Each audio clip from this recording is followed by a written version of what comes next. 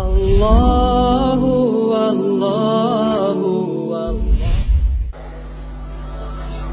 এবার আপনাকে একটা তাত্ত্বিক বিষয় বলি, যারা সালাত আদায় করে না।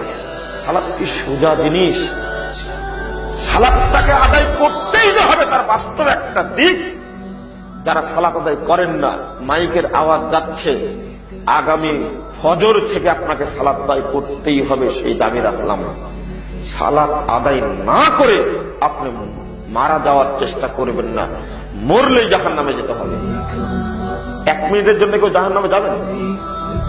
1 সেকেন্ড যেতে চান না? জাহান্নাম কি জিনিস জানেন? ফায়াল কাউনা গাইয়া।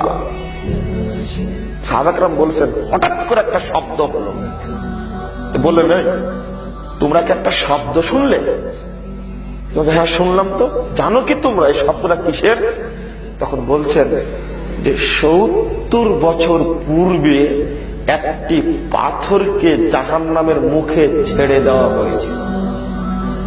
ওই পাথরটি 70 বছর পরে আজকে জাহান্নামের তলদেশে নিক্ষিপ্ত হলো। সেই শব্দ আপনি এবার ভাবুন তো দেখি, একটা বোঝার চেষ্টা করুন তো।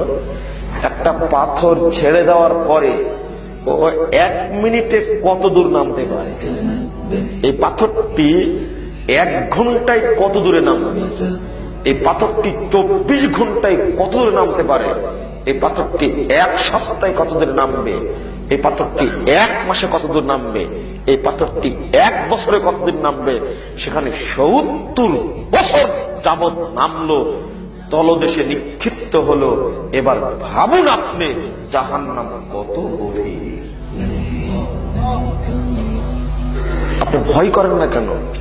লজ্জা করে হলেও, একটু ভয় করে হলেও সালাত আদায় করা শুরু করো।